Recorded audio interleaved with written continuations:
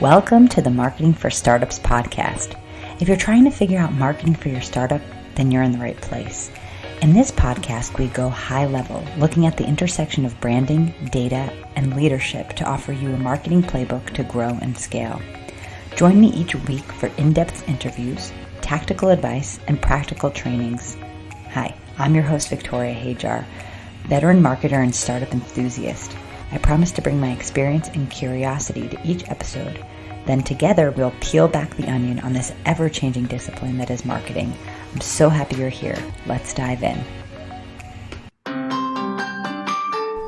How would it feel to go into 2022 feeling super laser focused on the marketing goals you need to accomplish this upcoming year to make exponential growth?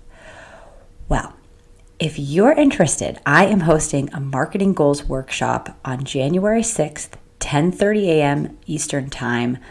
I am going to be holding your hand side by side to help you figure out exactly what needs to happen in order to achieve your wildest dreams next year. If you want to join me, reserve your spot in the show notes. I hope to see you there. I can't wait to learn about you and your business and all of the dreams you have for both. Hello and welcome to this week's episode. If you're listening to me in real time, we are there. We are at the end of the year, just a couple more weeks until we get to 2022, which absolutely is blowing my mind. But I have a question for you. Do you get really excited at the end of the year like I do?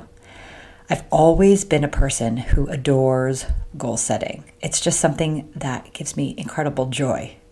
And I think it's because I'm a dreamer and I come actually from a very long line of dreamers as well. And what that has done is it's made it really easy for me to spend time with my ideas, to organize those ideas and put them into neat little goals, equipped with milestones and delegation plans and KPIs. But what often happens as the weeks and the months pass during the year, I get completely distracted. I find myself flying further and further away from my plans, getting pulled in so many directions with new ideas popping up, it feels like every week. Do you experience this like me? If so, you're not alone. Shiny object syndrome is actually a real thing. In fact, in the Inc. magazine article, it said that shiny object syndrome is a condition that afflicts millions of entrepreneurs each year.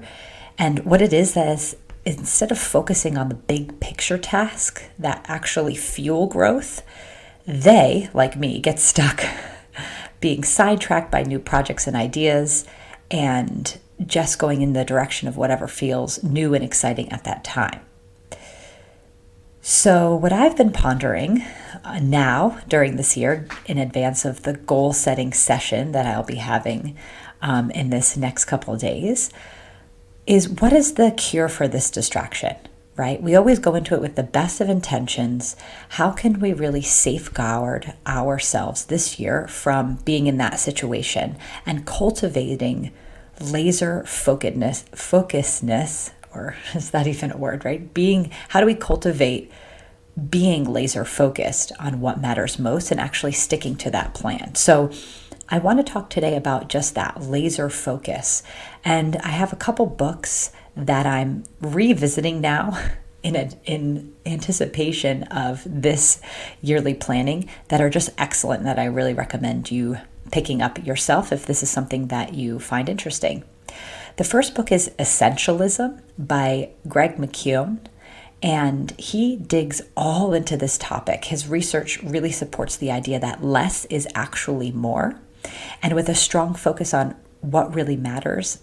His hypothesis, or his conclusion, his philosophy states that success is inevitable, right? And one quote from the book is, "Essentialism is not about how to get more things done. It's about how to get the right things done." And us as women, I think, fall into this idea that we could do everything, we could have everything, we can be everything, right? And the idea of pruning things down and getting really laser focused, for me at least, doesn't seem as natural as just saying yes to everything, right?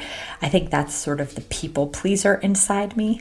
But I think that modern work culture really lends itself to praising us for saying yes, for taking on all the things. And I think there's like a guilt or shame around setting up boundaries and saying no, right? We feel like we need to be available 24/7 and take everything on, say yes to everything with a go-getter attitude. But there comes a point where that's just not actually possible or useful. Another great book on this topic is called The One Thing by Gary Keller. He states things don't matter equally. Success is found in doing what matters most. So this is what we're going to talk about today, right? How do we figure out what does matter most? And how do we go into our goal planning for 2022 focused on the very small number of tasks that's going to move the needle, right? And by small, I'm talking one or two. And I think it's not uncommon. And there's a lot of other, goal setting experts that would say, okay, 4, 5, 6 goals. But I would love to look at a world where the next year is focused on just one goal. And so what I gleaned from these books that I mentioned and these quotes is that, we are certainly not alone with feeling overwhelmed by options and priorities.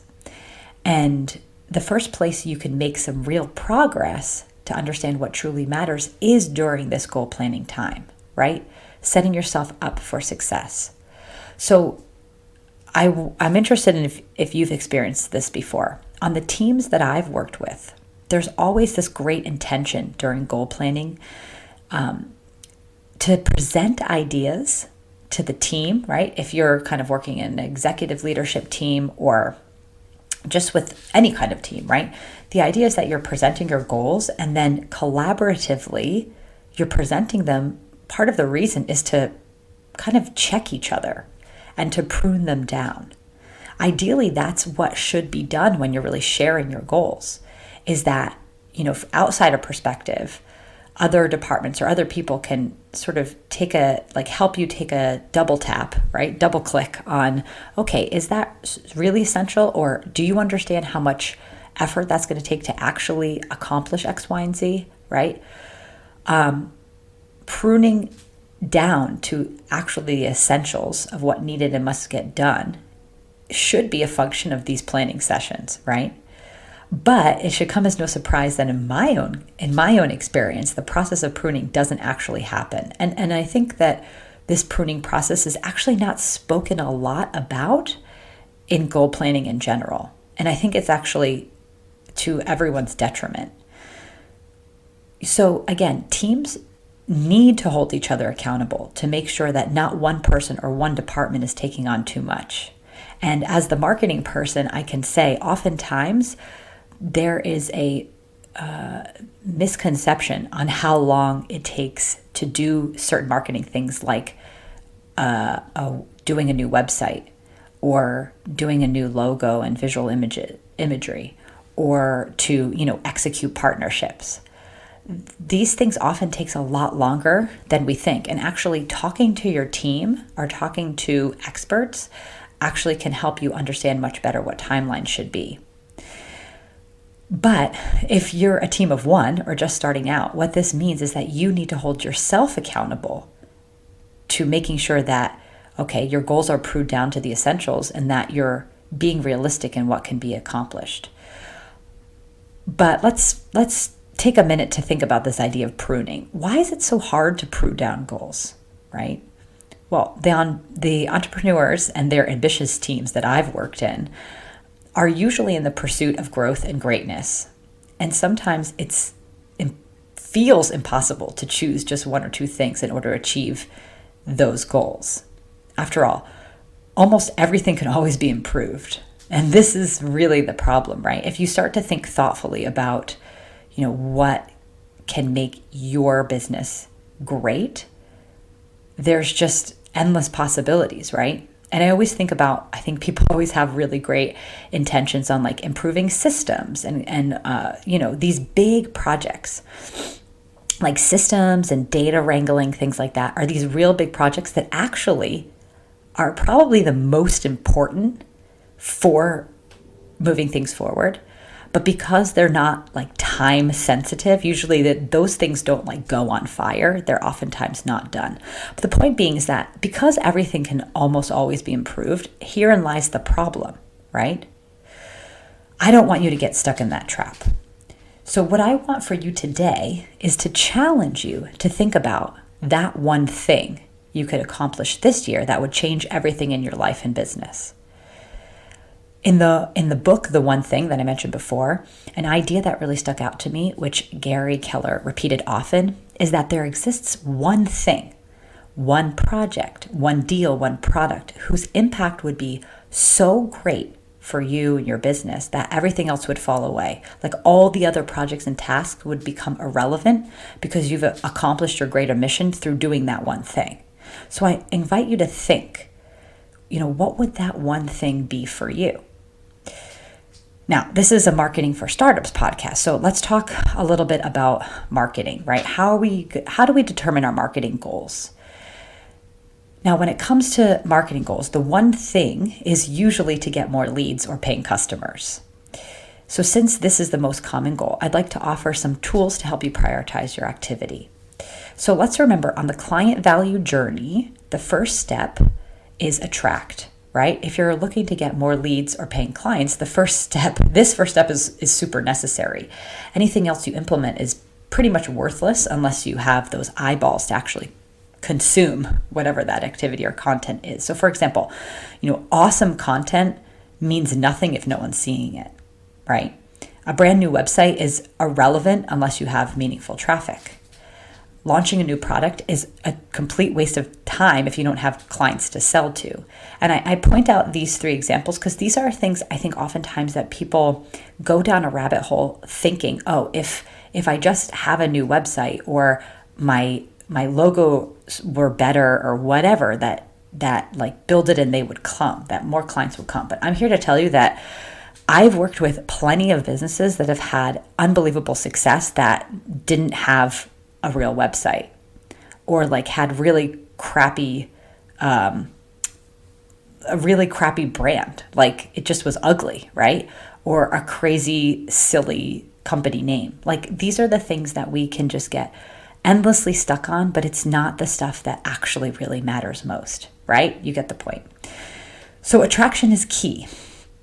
And it really, of course, certainly fills this one thing criteria. So how do you attract new clients? Let's go down there for a minute. So the answer to that is really simple because there's only 3 ways to grow your audience. First one is paid advertising. Second, partnerships. And the third is SEO. It's basically it. Within those 3 categories, there's different variables, right? There's digital advertising, there's in real life advertising, partnerships could also include, affiliate, things like that. But essentially, it all falls into these 3 categories.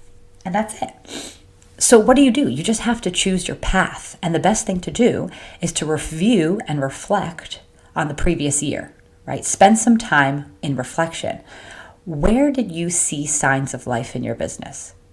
Have you gotten clients through partnerships this year? Did you find some success with social media channels? If so, try turning that content that was so successful on social into paid ads. See how that goes. See how that increases, right? How about any blogs or written content? Anything that really popped, right? Look through your whole calendar and begin to remember what you are working on each month.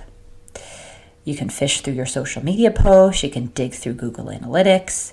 Get a picture of what actually worked. Even if the impact seemed minimal, I'm telling you, every bit counts. It's a clue, right? It's a clue to where you should be going. And when you're just starting out, even one sale is extremely important. Analyze it. Where did it come from, right? How did it come into your world? Pay attention to the conversations you had with potential clients or customers. And what are some of the conclusions you can draw from your experience this past year? I really invite you to be thoughtful if we're looking at essentialism, right? Forget about checking email, forget about, fishing around Instagram, whatever. Clear your calendar and spend some real time looking through your previous year and reflecting. This is one of those major one thing activities that can shift everything. And again, a step that oftentimes people miss. They're looking ahead, they're running as fast as they can to try to, go towards this better future, but you don't know. It's really hard to sort of plan where you're going unless you have some kind of idea of what's going to work, right? Otherwise, you're just going to be wasting time. And again, I don't recommend, especially with small team, going 100% into all three of these strategies, right? It takes an immense amount of support, time, energy, budget to do these three strategies extremely well. And in startup world, it just doesn't make sense to say that you do all of these things, right? You can do all of them in a minimal way, but you should be, 80-20 rule should be focusing the majority of your time pursuing one of these strategies. So once you've gotten an idea of what worked, the next step is to double down on just that.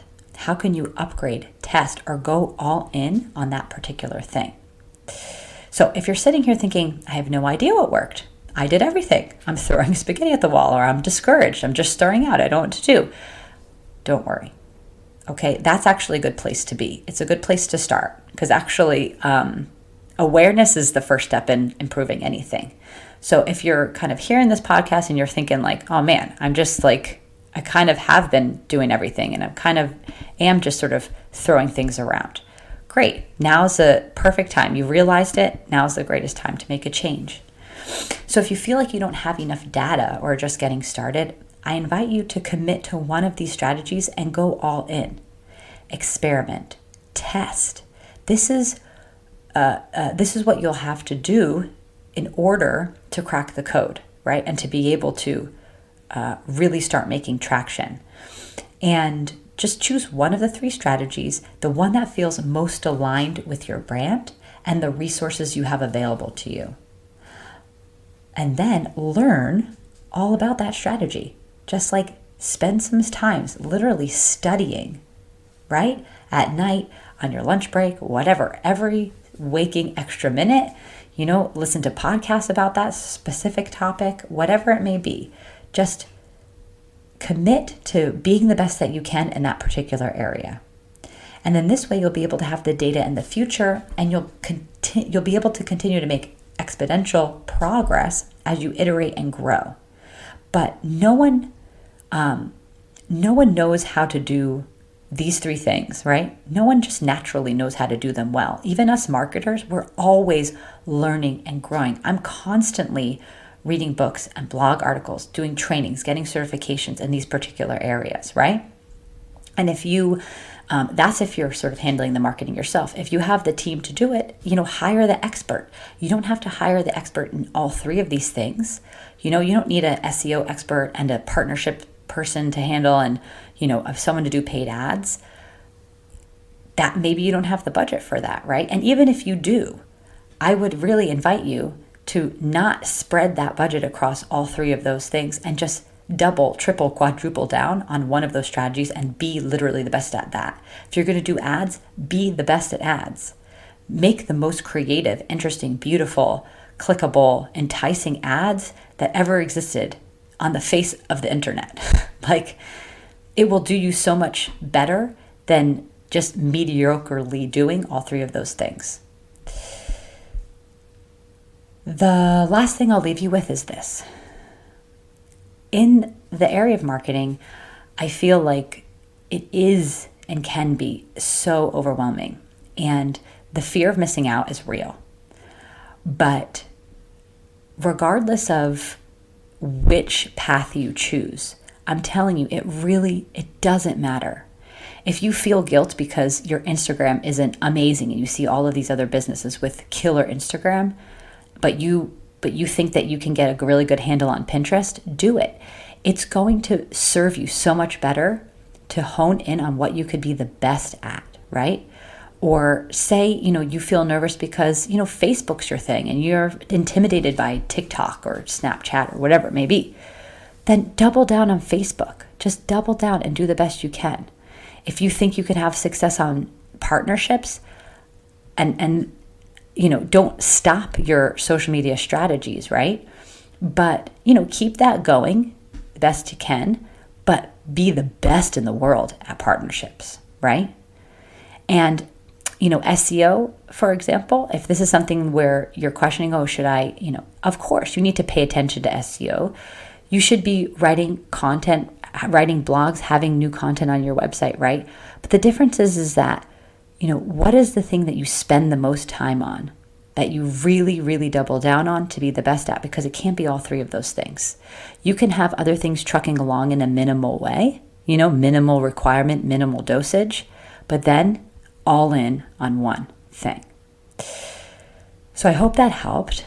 The idea is go in the direction that makes you feel spaciousness, right? Not just all the little projects that excite you.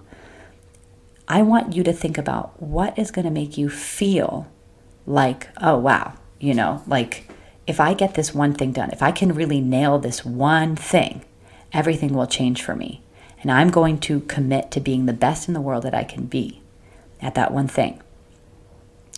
And I'm telling you, it may seem counterintuitive, but doing it that way is going to help you get to where you need to go much, much, much faster than doing all the things and burning out yourself or your team or just not striving for excellence.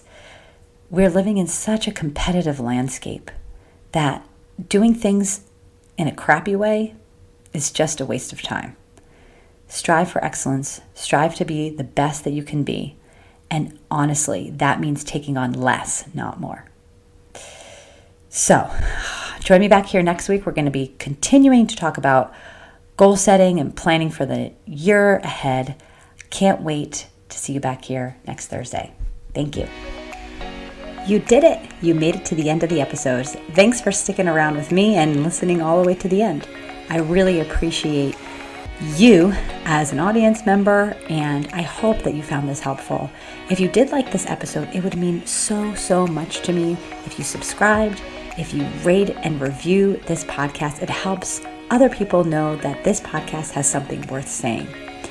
It also would be super awesome if you could take a screenshot and share on Instagram and tag me at Ugly Ventures, UGLI Ventures, VENTURES. I am always so appreciative to hear from you, and I hope to see you back here next week on the Marketing for Startups podcast.